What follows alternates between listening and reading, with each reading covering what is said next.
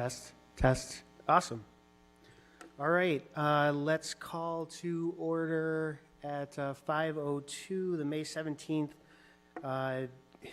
Kalamazoo Historic District Commission meeting. Could we have a roll call vote, please? Not a vote, but just a roll call. Sorry.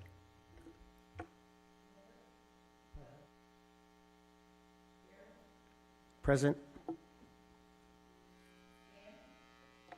Here.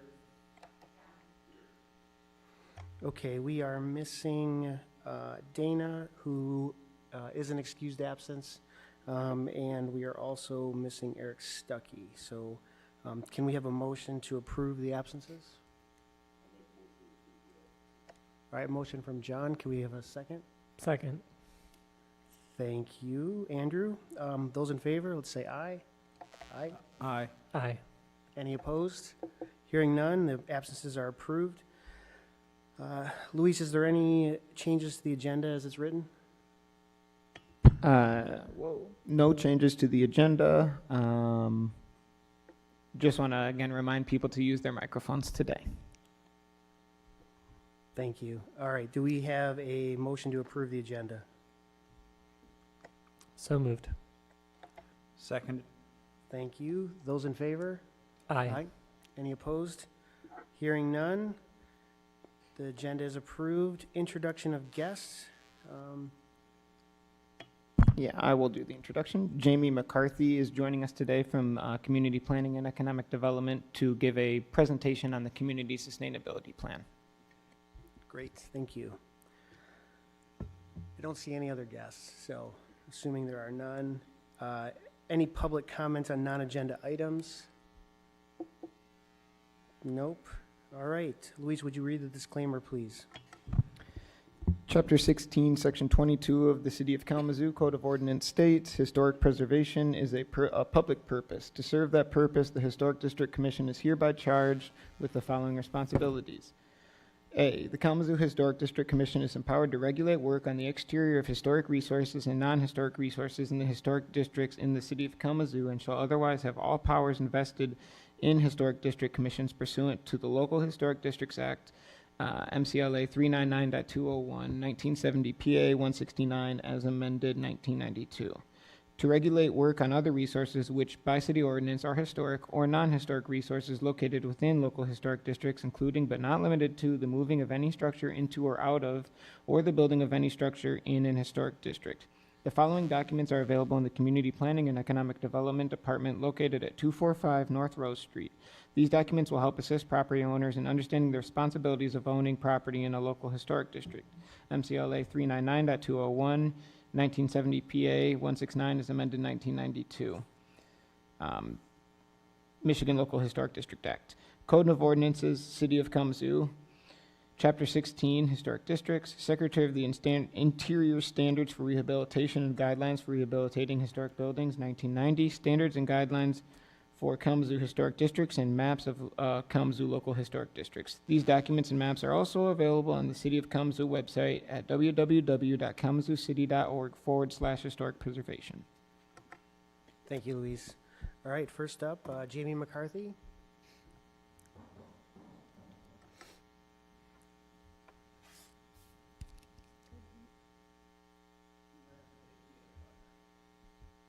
Okay.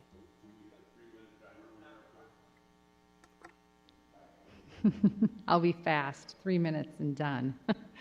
Well, thanks for having me tonight and for giving me a little bit of time on your agenda. As Louise said, my name is Jamie McCarthy. I've been in community planning and economic development for a little over 3 years, and one of the first projects that I started about a year in was picking up some pieces of sustainability planning that the city had started just previous to my starting with the department. So it's been several years, just over 2 years now, and we have a draft plan that we're calling our Community Sustainability Plan. It's out for public comment. You have a table in front of you that has it's a very long list of the different actions and strategies that the city is looking to take over the next 10 plus years, really very long-term planning. So I'm going to tell you a little bit about that plan, how you can give public input. I think also about the ways in which the plan will interact with folks who live in historic districts. There's going to be a lot in there that you're going to see about energy efficiency and improving buildings, and even looking into solar energy. My computer's decided to fall asleep at this very minute. Give me just 1 second, I'll pull up these slides.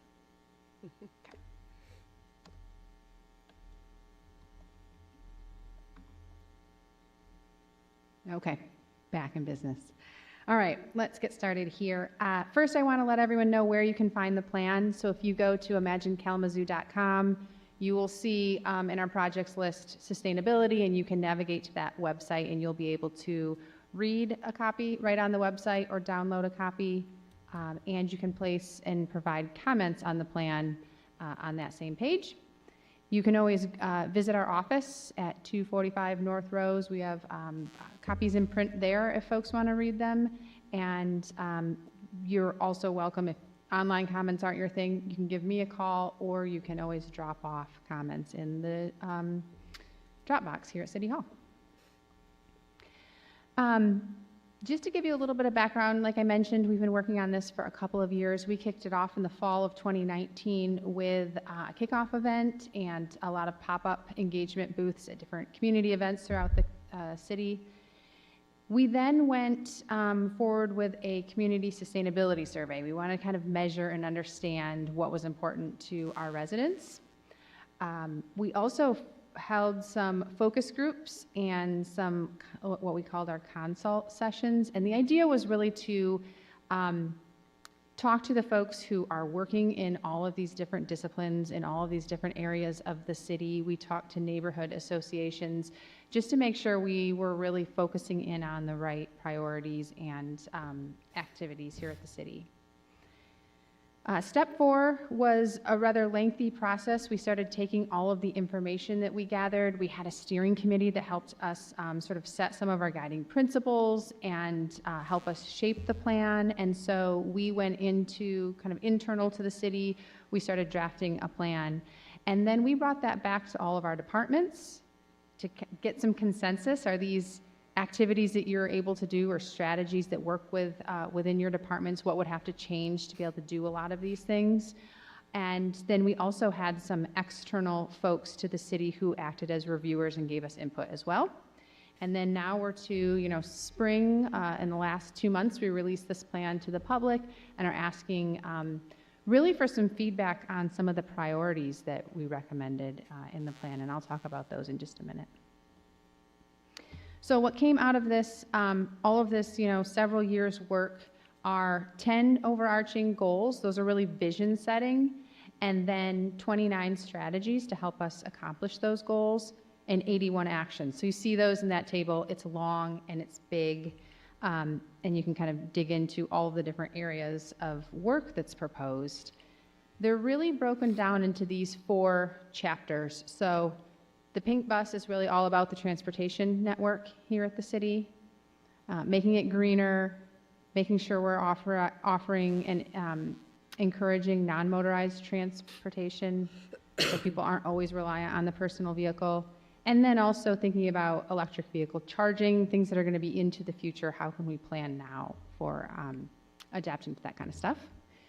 The second chapter there, Affordable Efficient City, is all about energy, and that's where you're going to see a lot of that home energy efficiency focus and waste reduction in our commercial and industrial type buildings as well. And we also have some work we want to do on really encouraging more renewable energy in the city and encouraging a lot of private investment in that, but also doing our part at the city. And there's some goals around electrifying or making the city's fleet more efficient. I think that'll even include sort of downsizing our fleet over time to be more efficient. The 4th chapter is Healthy Prepared Community, or the 3rd, and that one's really focused on resilience and adaptation, thinking about public health and the natural environment and things we can do to improve both of those. And the last chapter is all about the local food economy, trying to really support that and the many stakeholders that we have here in Kalamazoo who work on that topic, and then also reducing waste, reusing, recycling, focus on activities like that. If you dig into the plan, you're going to see these graphics in every chapter, which I would recommend. That's where you go. It's a long plan, and this is kind of the way to get to the meat of the plan. So you'll see each of the 29 strategies has one of these boxes. It talks about the actions, which are meant to be flexible, but give us as staff kind of a work plan for the next 10 years. And I really want to point out this feasibility scale that we created. Through some of the committees we work with, we got the question, okay, there's a lot of stuff in here, and a lot of it's probably, a big lift. What's really actionable and what's more aspirational, right? Like, we got to get there someday. What can we really expect that we're going to see and work on in the near term?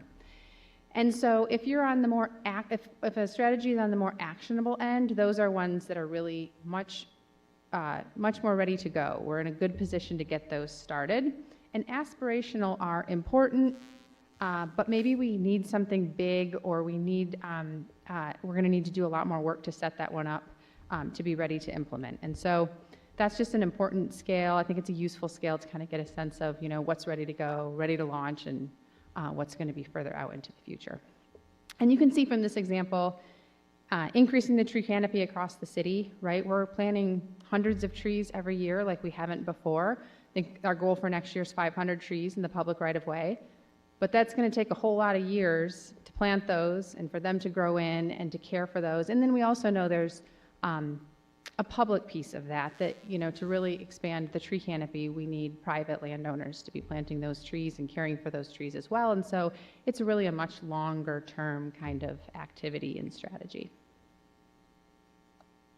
Okay, you have the table in front of you, so I won't go over this one, but you can see a breakdown of all sorts of information as far as that feasibility, what the city's role might be, timeline, lead departments. And I would point out that the collaborators is an important way for the community to connect with this plan and see where the city feels like we need help and we need partnerships. And so that's an opportunity for other groups to get involved. So the top 6 strategies that we're looking for input on from the community are listed here. 3 of them are in Chapter 3, which is that energy chapter, which really is probably the most unique at the city. We have a lot of overlap with many of our goals and strategies in other plans, but the energy one is pretty unique. We don't have another type of energy kind of plan at the city. So the 3 there, the one at the top is removing barriers and developing more tools that will help folks make decisions to invest in solar and make it more feasible for them. And then the last 2 are energy related. And the second to the last one is probably one of the most important that we know we want to be working on right away, which is retrofit and weatherize our existing buildings to really reduce any waste, energy waste, trying to work with what we have and save energy in that way. And then the last one there, we know that one of the best ways to increase solar energy is to do it ourselves at the city, so a pilot project to really kind of learn from that and see how we scale up and then share our lessons learned with the community and then also across the community with our other regional governments as well. And then the 3 in the middle there, and these are in no particular order, but the 3 in the middle are all one from each of the other chapters. So for green economy, we're looking at we want to do a bit of testing and a revising of our policies and ordinances of the city to make sure we're not creating a barrier with those ordinances that are supposed to be, we want to encourage some of these things. So we don't want to unintentionally create barriers to growing local food or composting, other kind of beneficial waste activities we could be doing. The next one there is working with our zoning code and development to encourage more density for more sustainable land use. And then the last one is continuing really in some ways to invest in programs we already have that protect community health And really the big one here is some of our lead abatement programs. We're really making progress on replacing lead drinking water lines, and we have just started in a program with federal dollars to abate lead in homes to protect family health in that way. We also have what we call our high priority wait list. So these were strategies that are really important to the community, but they didn't rank very high on that feasibility scale. And many of them are because they have long timelines or complex timelines, or they have significant costs that haven't been identified yet. And so you can see things like flooding, which we know is a major concern in the community, tree canopy, converting our city's fleet to electric, and investing more in our stormwater infrastructure. All of these things we also felt like if one factor kind of changed, so maybe we had an opportunity or a funding source that came along for converting fleet, that we want to be prepared to do that quickly, right? To flip this to one of those priority type activities. And so I think all 4 of these on that list kind of work in that way. They're kind of just missing either a technology or a policy or a funding source that could flip them pretty easily. So what's next? We are taking public comment through May 23rd, so that's Monday. If you want to pop on imaginekalamazoo.com. We also have kind of a checklist or a multiple choice way to give your feedback, so you don't have to just come up with anything too new.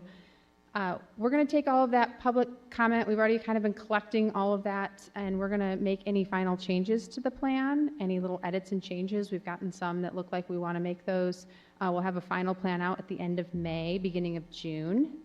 And then our plan is to present that to City Commission on June 6th, hopefully for their adoption. And then, we're really preparing. It's budget season at the city. We're already thinking about what is it that we're tackling right away after the plan is adopted to hopefully implement quickly. Thank you. If you have any questions, happy to take those now. Yeah, I think that we could have some time for light questions now, and then if Jamie's okay with it, other questions could be directed to her by phone or email correspondence, but I think that we could take 5 or 10 minutes of questions if anyone has any right now. I do, yeah. So you're presenting to us so that we are working that into like basically some of our considerations for historic stuff moving forward, or is that where we tie in? Yeah, I think there's going to be some work, especially as we start looking into solar permitting or trying to encourage projects in certain neighborhoods, that we may be coming to this commission and thinking about ways that we work together or make sure that we can make those things kind of happen in historic districts. I think it's just being aware too that I know this group and the Historic Preservation Commission have both worked a lot with homeowners in historic districts who need to do improvements to their home. And so I just wanted to make sure that you realize, like, we have that shared goal of helping folks improve their homes. And so it could be an opportunity for partnership in the future. On that solar permitting, that's just in relation to the historic district, is what you're saying, how it'll work in with that, or is the city thinking about having some type of structure in place to okay solar? It may touch individual homes across the city, including in the historic district. I think the immediate need is going to be for any larger solar arrays. We've had, some interest on larger buildings and some of our larger open spaces in the city, and I know we're going to need a more thorough permitting review and permitting process for that type of activity. But we want to make sure that we're, as we go through our ordinances, again, that we're not causing any barriers, or at least trying to remove barriers that are possible. And so we're hoping, in the historic district, the same thing would happen. I know it sounds like you've had some approvals already and haven't run into too many problems, but it's something we want to look at a bit closer and make sure we're understanding any problems. I know we've run into a case where the fire code has kind of caught us up a little bit in limiting how many solar panels could be on a roof. And so we want to look into that a lot closer and see if we can kind of get the set it up for success so that when homeowners want to move on something like this, we can kind of cut through some of the red tape. Okay, and then one other one is what that you know of, or how many cities in the United States you know of have implemented this a sustainability action table, and how far along are they with it? And obviously, you probably gleaned some stuff from other places, but I don't know who Yeah. put this all together. But I'm probably most familiar with Michigan because I have connected with similar staff at other cities. I think we have 4 or 5, maybe a half dozen or more leading cities in Michigan who have adopted similar plans, probably just in the last couple of years. Aside from Ann Arbor, which I won't compare us to ever. I think they've been doing this for like 2 decades. I don't know. So I think it's a newer thing, and probably of our size city, we're probably one of the first, especially with, I would say, this many actions and goals.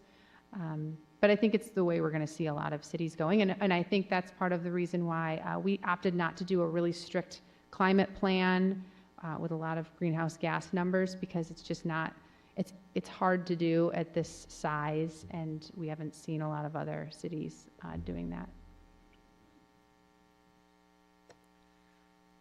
We learned a little bit about lead abatement recently, which was really helpful, and I think we've seen 2 cases in the last little bit where that was involved. I was kind of curious, I think it was one of the primary action pieces was about weatherization and retrofitting of older buildings, and I would expect that we will see some of that on this board. Is there funding available that would be helpful for us to know about as we're having discussions with homeowners? Certainly our city's lead program for income qualified homes, we do have a lead abatement program. I think that's part of our charge here, is that we don't have funding identified for large-scale home improvements. We've started with a pilot with some FFE dollars to help folks raise their home energy score. We used a Department of Energy audit and scoring system. But we've done about 5 homes so far. And so we know from that experience that we really need to figure out how we scale up. And I think that's going to take partnership with some bigger entities, especially our local utility.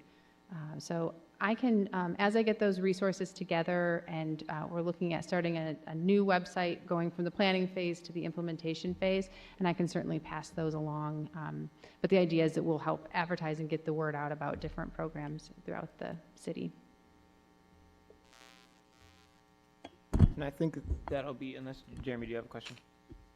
No, I was just going to say that I think that that's our commission is sort of charged with protecting the resources, and we're always struggling with homeowners who say, well, that's expensive, and, so I think that's really the crux of always, right? It's where the money's going to come from. So, no, I appreciate the presentation. Thank you. Yeah, and Jamie, if you're okay with it, I'll just pass your information along to all of the commissioners, and if you have further questions, you can send them to her via email or call her and leave a message, I'm sure. So thank you so much for presenting. Thank you. Thanks, Luis. Thank you.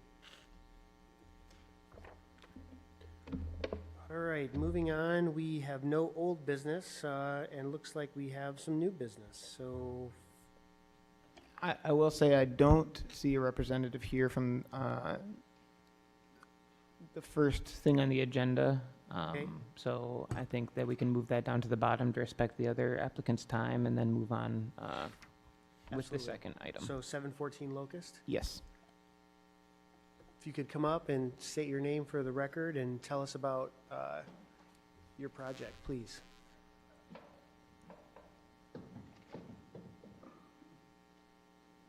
I had so hoped for a conference room. Okay, Steve Kellogg. Noisy. So I brought some other handouts that'll probably help us get through what we need to get Just to interject briefly, Steve, so every applicant or every commissioner up here has the drawings that you sent to me, so they have all of those drawings already. I don't know if those are included in any of the handouts that you were going to bring up, but just wanted to let you know. And then I think that we can just start here, Casey, and then I may just call out some numbers of pages as we move through them if the discussion warrants that, so we can all be on the same page, and the people at home can be on the same page too, so. I attempted to streamline it so that we could make that happen easier. And my stuff. Should have been doing while we were.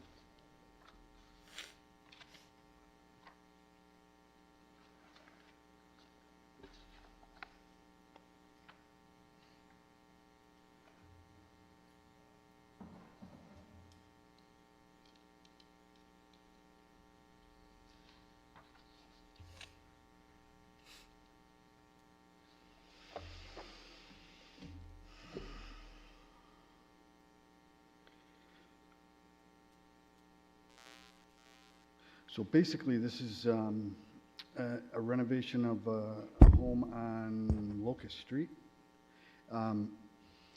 The primary issues are replacement of siding, soffit, fascia kind of thing. There's right now wood siding. You probably have photographs of it, and the primary issue is maintenance cost and the life cycle cost of the replacing the materials in kind. So what I'm attempting to discuss today is really the use of alternative materials like PVC trim, engineered wood siding, or engineered wood trim. And please try to speak into the microphone as much as you can. I'm sorry? Please try to speak into the microphone as much as you can. Okay, Sorry. got it. Thank you.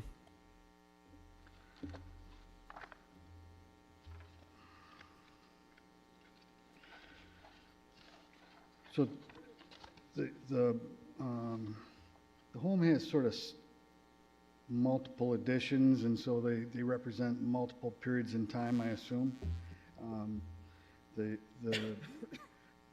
He's probably going to tackle this in stages, so some of it's sort of future.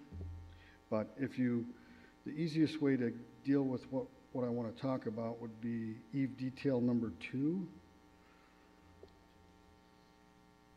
And if we just start with the siding, cedar siding today is $47.50 a stick. So a 16-foot stick is $47.50. Of that stick, you get a 4-inch exposure, so expensive stuff. And that's just the raw material. If you're painting it, if you assume a coat of primer and 2 coats of paint, you're talking another $1.50 a lineal foot. So, the cedar siding product would be like $71.50. So the upfront cost is very high, and worse yet, the longevity of the maintenance schedule. I mean, a wood product in fast growth material today, you're going to start seeing failure in paint in 7 to 10 years, failure in the material itself in probably 15 or 20. So with respect to that, what we'd like to use is an engineered wood product. You're probably somewhat familiar with it. It's LP Smart Side. That product right now is $25.50 pre-painted. You get 50 years on, 50 years of, prorated warranty on the product itself from LP. We're planning on buying it through another manufacturer that takes their product and then finishes it. You get 30 years on top of the 50 for paint, for chipping and splitting or chipping and fade and that kind of thing. I got a couple of samples of that. I'll give it to you. Casey, could you go to page 17 in the packet for us, please?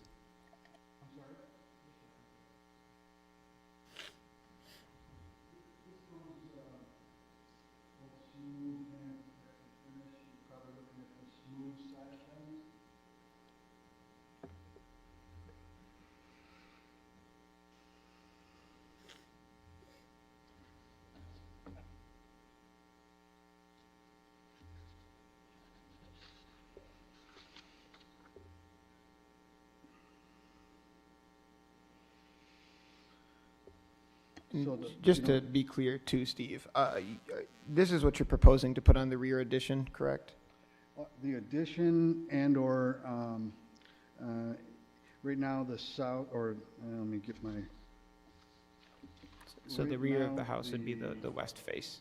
West elevation would be the rear, correct? Yep. Yeah, the rear elevation is, it's got, it needs replacement at some point soon. Whether we do it all now or, that's my proposal to the owner, is do that face along with the addition. But, it'll, in the future, the rest of the house will need some attention, whether it is siding, fascia, soffit, all that kind of thing. But, I guess the buzzword that I'm looking for with you all is, contemporary and efficient use. These homes, I'm not sure we can really maintain them we're trying to hold on to the history of them, eh? The cost of maintaining and replacing the materials today, I'm not sure how we can do that without finding materials that will last longer, because we're simply, we're looking at a product that cuts the cost by 2/3. And, if you're talking about one stick, that's going to cost the owner $71.50 a piece. That thing is, basically that stick will give you, I'm afraid I didn't do I have done the calculation, I just didn't write it down. I do want to bring up that the Secretary of Interior Standards, there's nothing in where we make our decision is based on costs. I'm sure of that. Just The to be reality- clear, because you've mentioned, we're aware of what the price of materials have gone, but that, how we approach this based on our parameters, cost is not supposed to enter into it. I understand. I came here with that knowledge. However, the primary objective, though, would be to maintain some semblance of the history. And if we can't do that effectively, then we'll lose them. It's, in my opinion, I don't know how, homeowners are going to be able to maintain our history at the cost of what material and the long-term maintenance and upkeep of them are.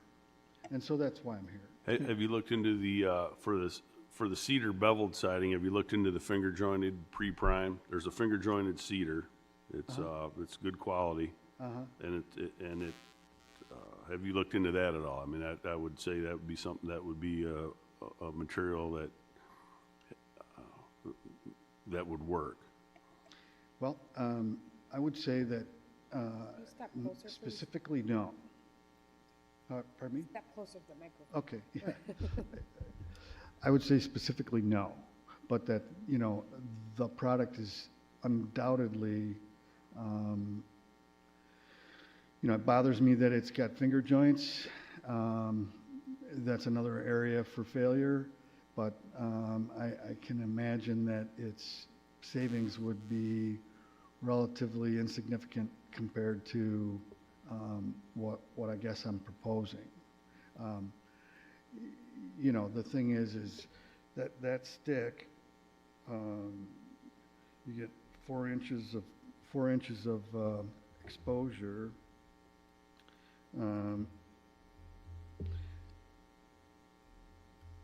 It's 5 square feet, 5.33 square feet. That one elevation is going to be 800 square feet. So take that number and multiply times 100, and you can understand why we're standing here. So it is wood. It's not, it's not PVC siding or vinyl siding, and I can understand those issues. It looks exactly the same. And so the siding is one thing. The fascia and soffit is another. Those have the same issues, only somewhat worse. Those fascia and soffit tends to have more rot failure than siding does, probably times 2. I'm not sure that I introduced myself or who I am or what I do. I'm a licensed architect and a licensed builder. So there's a little bit of knowledge there.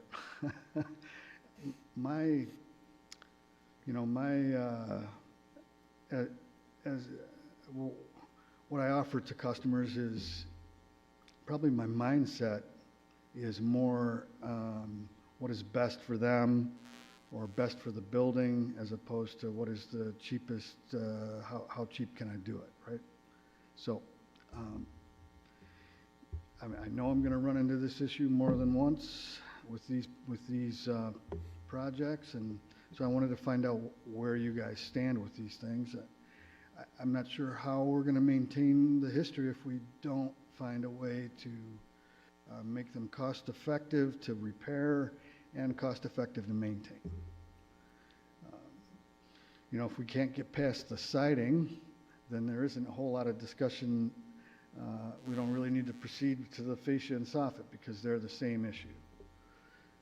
Cedar, cedar trim, particularly in this house, they've got 2-foot overhangs, so you're talking about 1 by 12 for soffit or plywood, neither of which is inexpensive, both of which are expensive and neither of which are good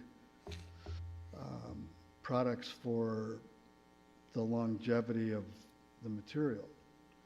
So that's the next step after we get past the siding. I wanted to point out that since there's only 4 of us, any decision would have to be a unanimous approval. So typically we give the applicant an opportunity to say they want to wait till there's more of us. But I don't know if you want to walk through that a little bit. Yeah, We didn't talk certainly. about that at the beginning, and it Yep. just occurred to me. Certainly. So I was kind of hoping that one other person would show up. Since there are only 4 to be able to vote on it, like Jeremy was just saying, you'll need unanimous to get the approval. Mhm. So you can now decide if you would like to postpone that until the next meeting in hopes that we would have more people, because I guess you would have room for dissent then. So if people were to dissent, then that would not automatically mean that your project would be denied, if that makes sense. So since right now there's only 4, they would all have to vote in the same way for the project to move. Next month, if there was more people, which I would very much hope that there would be, there's 2 commissioners that are absent today, one of which was excused relatively at the last moment, and then one that is unexcused. If they both came, then you would not need unanimous consent for approval on the project. I see. So there are normally 7. There are 7 people that are on this board. There's a vacancy right now, so generally there are 6, right, with the vacancy. Okay. And for any decision to be made, you have to have unanimous of that 6 or 7, or you have to have 4 of 6 or 7. The majority, correct, Jeremy? Yes. So the majority of the 6 is 4, and since there are only 4 right now, you would need unanimous. I see what you're saying. So you can elect if you would like to postpone it. Just wanted to let you know, and thank you, Jeremy, for pointing that out.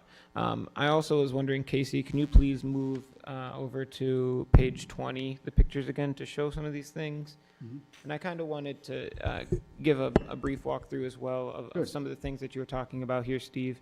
I don't know if any of you remember, a couple years ago, this project came in for the addition only, as far as I can tell. A slightly different edition. So I just wanted to put that all on your radar, and I believe that that edition did pass. I don't remember if there was talks of siding and materials or anything in that, but I just wanted to let you all know that there was something in there. The owner of this property, Bob Noble, did come to me recently for a re-roof, which I also approved, and I think that all these things just go hand in hand is what I'm trying to say, because he only applied for the roof at the time when he applied for the administrative approval. I advised Bob that, why not just go back and do all of them now? It would just seem silly to me to kind of make a bunch of other applications over and over again, so let's just put them all back into one, the addition and the roof and the fascia and soffit and the siding. So that's where that's how we arrived at this point today. I think that if we're going to work from the top down, especially, the fascia and soffit are obviously very tied to the roof. So while the roof has already been approved, I think that moving forward, the fascia and soffit work are probably going to happen if the roof gets redone. So there's just that to consider. I just want you all to be aware of this. And then the siding is another thing that will come with the addition. So those are kind of separate entities in my head a little bit. Those are just my thoughts. As John stated earlier, and I wrote this out in the packet, probably kind of long-windedly, so I apologize for that. But the Secretary of the Interior Standards, number 6, I believe, states that deteriorated materials shall be replaced repaired rather than replaced. When the severity of deterioration warrants replacement of a distinctive feature, the replacement should match the old design, color, texture, and other visual qualities, and where possible, materials.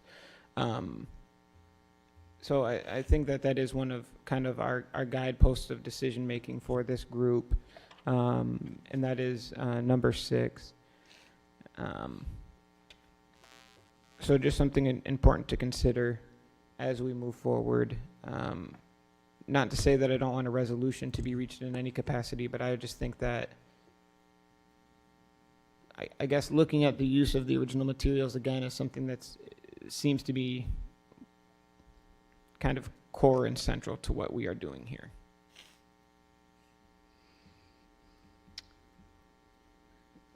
These products produce a visual that is exact. But they last. And they can be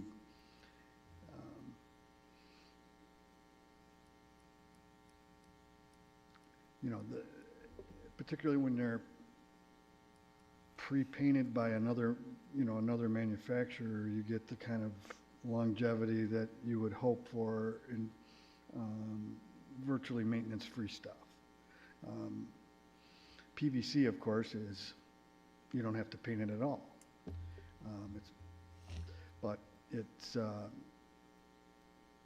And it looks the same. Both LP makes trim out of the same material that they make the siding out of, and that's another option. They also make a soffit that's vented, which is what we need.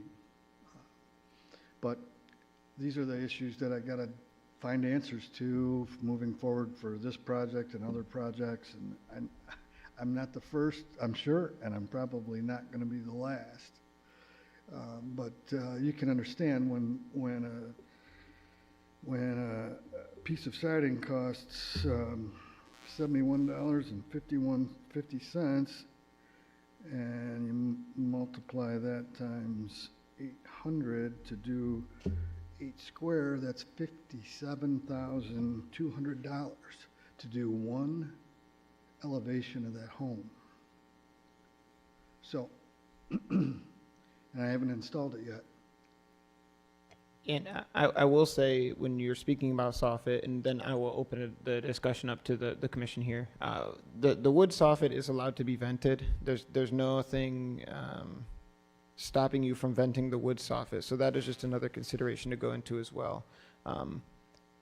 When I went out to look at the house as well, I didn't get up on a ladder. It was a little bit rainy that day and stuff, but I guess it'd be worth evaluating too which pieces of siding need to be replaced, and if the entire elevation needs to be replaced, or if the only sections need to be removed, and then if things can go in. I know that when I went and looked at it with you, there is kind of a hodgepodge of siding Yeah, on the west elevation or rear of this house. But I think that if not the entire side is deteriorated, then we don't need to assume that we need to replace the entire side. That's right.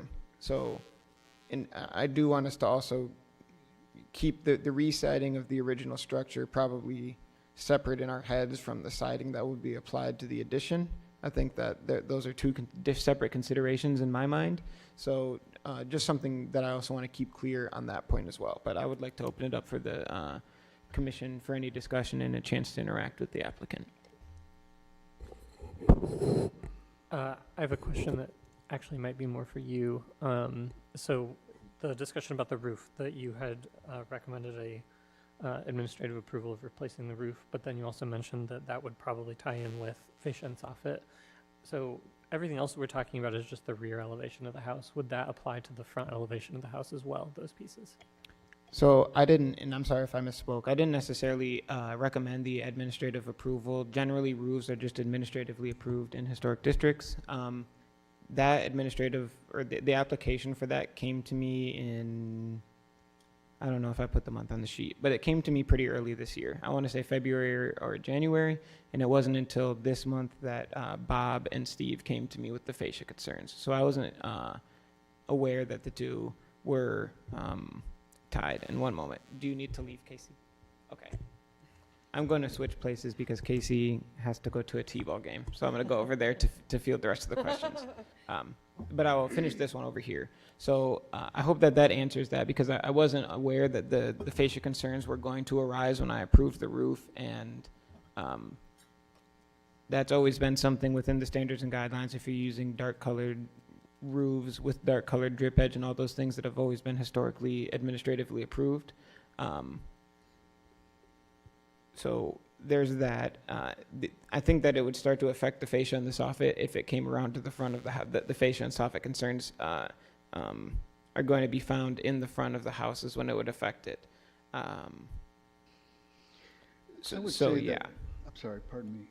I would say that, when you're doing roofing, what happens is you find rotted things. And so you try to start to address those.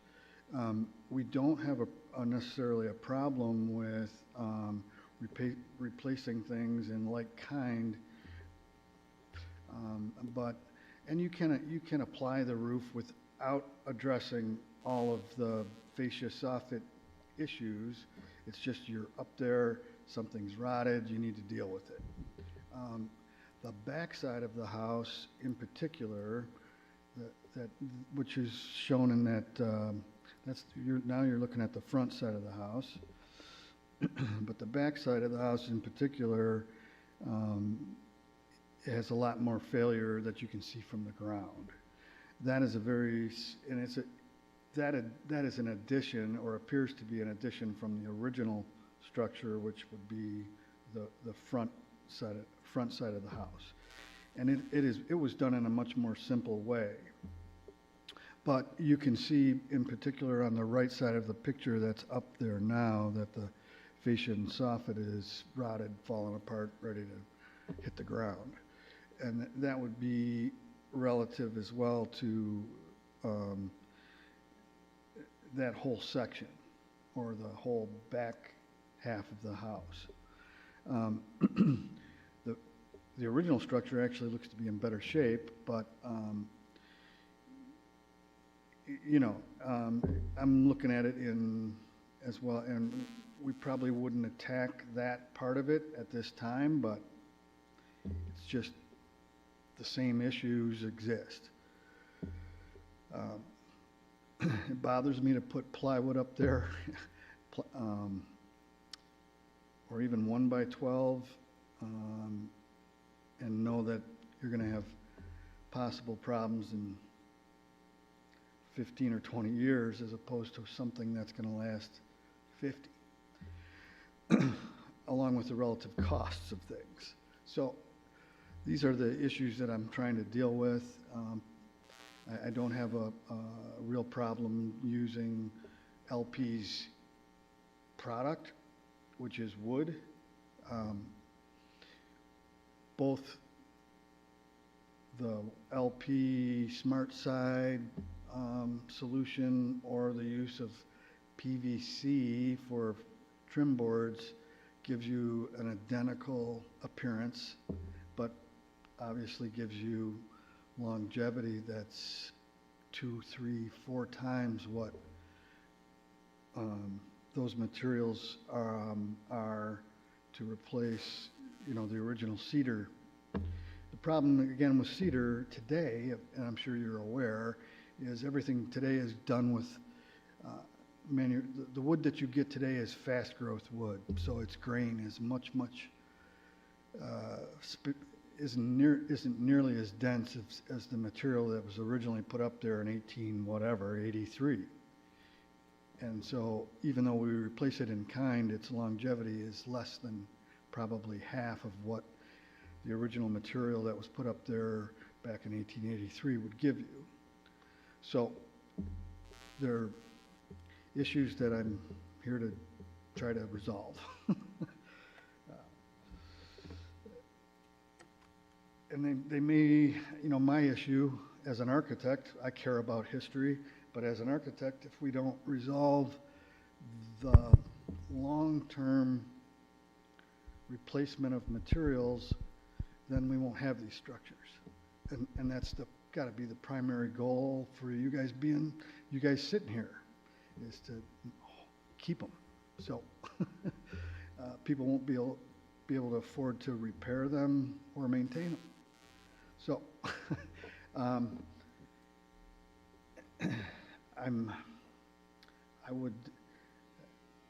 any questions you have, I'll happily answer. Yeah, I was gonna say, let's open it up for questions, comments. I appreciate, Luis, what you said about separating the addition from the home. Yeah, we see a lot of these. We tend to deny them. Yep. To be frank. Right. So it's always a spirited debate. So I'm happy to have it again, but I guess, what questions do folks have?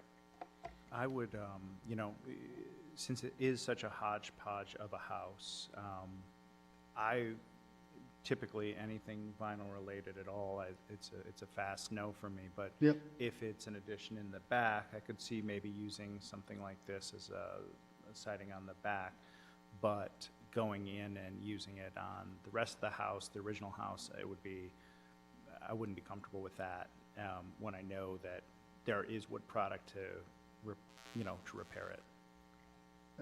You're saying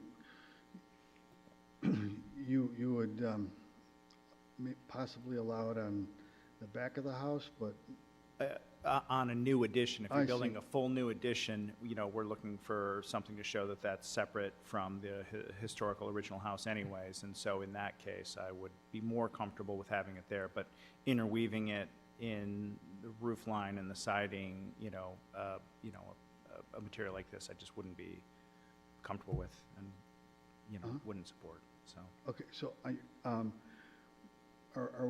we should be specific. The fascia soffit trim is one thing, the siding is another. And so I brought that up, and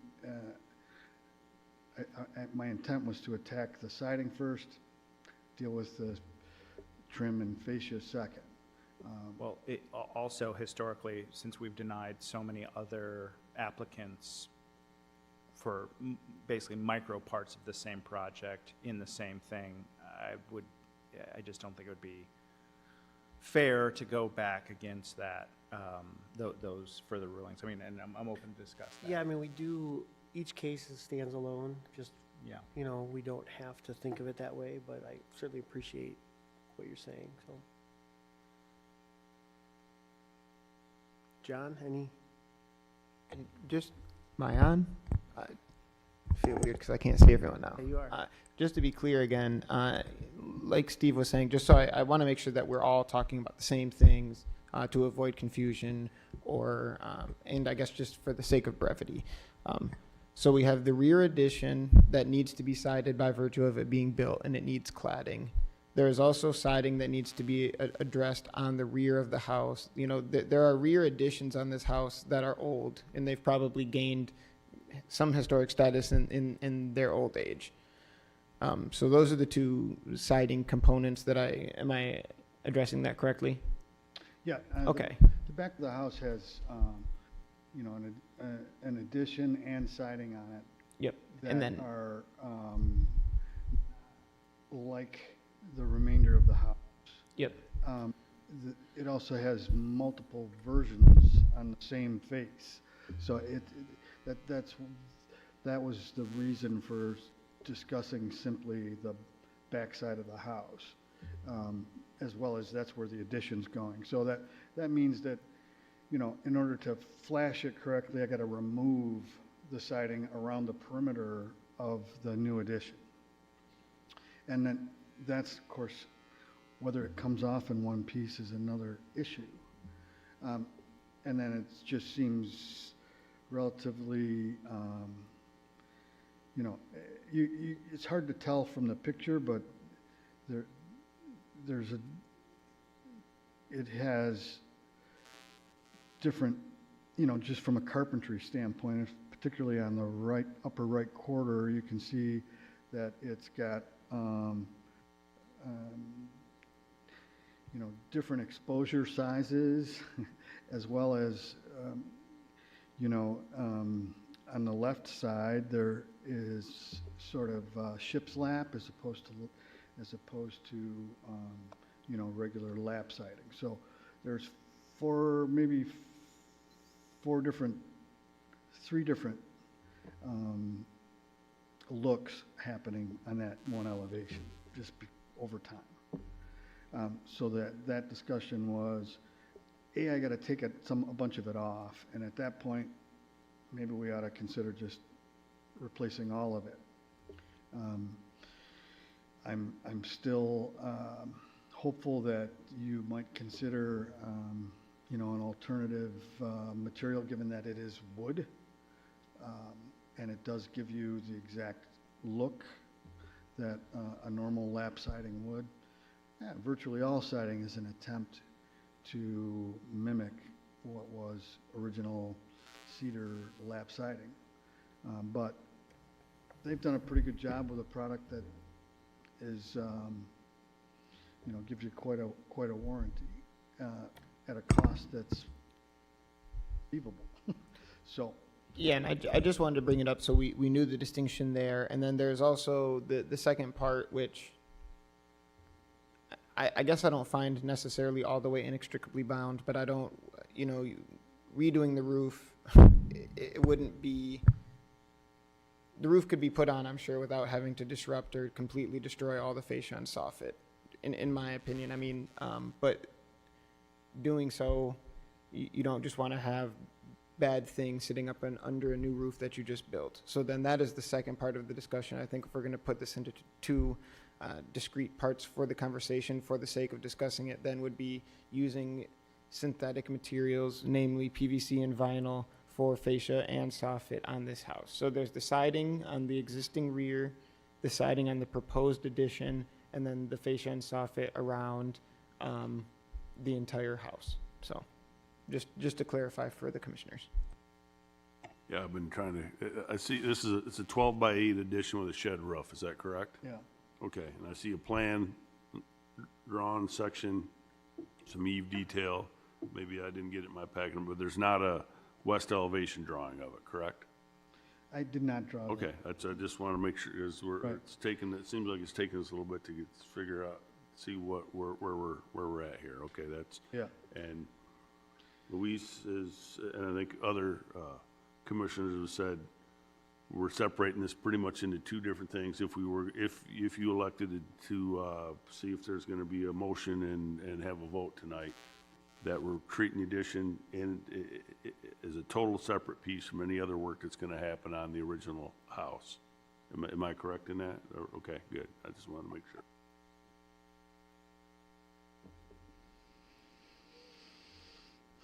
And again, to clarify to you, Steve, that there are only 4 commissioners, so if you would like to postpone the vote to when there's more commissioners, right now, for a motion to pass, all 4 of the commissioners would need to vote in the affirmative. So I see. that, And there's, and so I don't pay another, we don't pay another fee to come back next month because. no, you guys could just come back on it. Right. There was, you can always elect to postpone. Yeah, I would postpone, I believe, but, you know, this issue's not gonna stop. I get it. You know, basically, my opinion is the section that Lewis read, seems to clearly allow the use of alternative materials that, you know, provide a contemporary and efficient use. And so I'm not sure where some of us are reading the thing, you know, the intent properly. I also understand that it was written a long, long time ago. So, you know, hopefully I've given you some things to think about, maybe differently than other applicants have, but it's an issue that's not going to go away, you know? I mean, Okay, I guess, we can just table it till next time? I don't know if we have to make a motion to postpone, or, I believe, I think there is a commission, well, there's to provide additional materials. yeah, I would just make the motion to postpone it until next time, if that is the motion. There should be in the packets that you all have, there are ways to make motions. I don't have it in front of me. Yep, Um, no, I'm but- looking at it. Okay, It's, or sorry, in the folders too, like yeah, those purple ones. I make a motion to postpone this to the next meeting. The applicant must provide additional materials and information. I don't know if we need I to don't do know if I that need to part. add that part. But yeah, I make a motion to postpone to the next meeting, so you have more folks. right, Yeah, you have a better shot at it. right. All right, thank you. All right, thank you, Dan. Is there a second? Second. Thank you. Andrew, I guess before we just vote, I want to just say I appreciate what you're saying. I do think that the standard says where possible materials, and when we're talking about repair work, at least my personal opinion is if we've got to replace a piece of fascia board, we replace a piece of fascia board. I don't see why we would need to replace it with PVC board, but that's my personal feeling, so. And I'll say a 12-by-8 addition on the rear elevation, what's not viewable from the road, I'm going to be more inclined, because we are not anti-alternative materials. I mean, the history, and definitely my history bears that out. And where it's situated on the property and coming off from the house, you know, I don't think it's a lost cause with every voter. Yeah. Just to let you know that right now, moving forward. Yeah, I think there is a distinction between the addition and potentially even the rear of the house. That's that- why I was really clarifying, and Luis led us toward, you know, it was a little unclear to me, and now I think we have some clarity on what's here, and I think we got a little better idea at the next meeting. Okay, And I'm right there with you. Like, the addition in the rear of the house is not as much an issue for me as, Okay. okay, Louise, could we have a roll call vote to postpone till next meeting? Andrew, Yes. Dan, yes. Jeremy, Yes. John. Yes. Okay, Okay. so Steve, I will send out an email tomorrow just letting you know that this meeting has been postponed until the June 21st meeting of the Historic District Commission. And we can also speak anytime in between then, obviously. Okay. Thank you for coming All today. right. And then there are 2 pieces of material.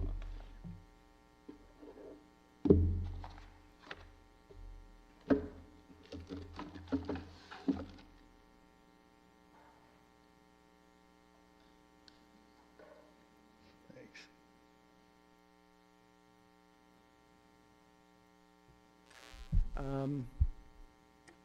Yeah, so, Odd being over here, but moving forward, our first applicant, however you want to term that, is not here this evening. I don't know if you all had a chance to look over the proposed project for that, but there, again, are only 4 of you, so it would need to be a unanimous decision moving forward on that, and the applicant isn't here. I will leave it up to you all to decide on how we move forward with this property. yeah, I mean, my preference is to move it to next week, or next month. I don't know, I don't remember ever voting on one in the last 5.5 years where the applicant wasn't here, so. Okay. Have we heard from, do you know why the applicant is not here, or do they I know do they? not. Sent out the Here? Okay. meeting notices for everyone on the same day, on the 10th before I left.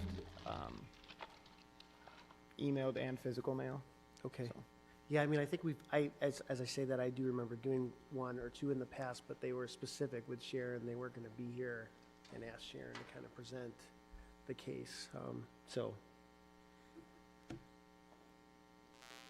I guess we need another motion. I make a motion, we postpone 806 South Westnedge to see if the applicant is at the next meeting. All right, thank you, John. Is there a second?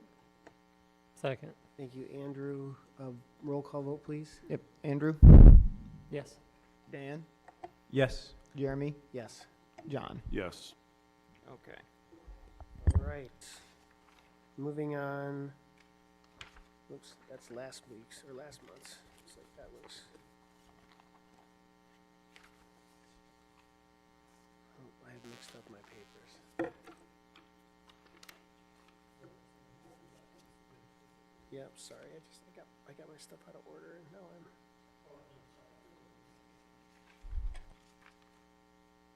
Bear with me here.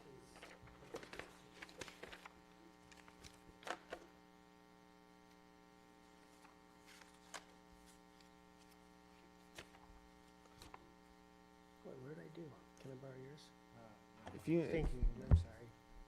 Somehow I have, it's like my desk, I've misplaced my papers. Okay, so, yeah, next on the agenda is approval of the, yeah, where is it on the agenda? Oh, I think it's a formatting, yeah, formatting issue maybe. So approval of the minutes from April 19th, 2022. Any additions or amendments to the minutes as they were written that we need to be aware of? I didn't see any personally. Oh, there we go. I found the paper. All right, is there a motion to approve the minutes? So moved. Thank you, Andrew. Second? Thank you, Dan. All right, those in favor of approving the minutes will say aye. Aye. Aye. Any opposed? All right, hearing none, the minutes are approved. Administrative approvals, anything worth noting, Luis, that you'd like to inform the commission about? I need to find where they are in this thing. No, not that I can think of off the top of my head.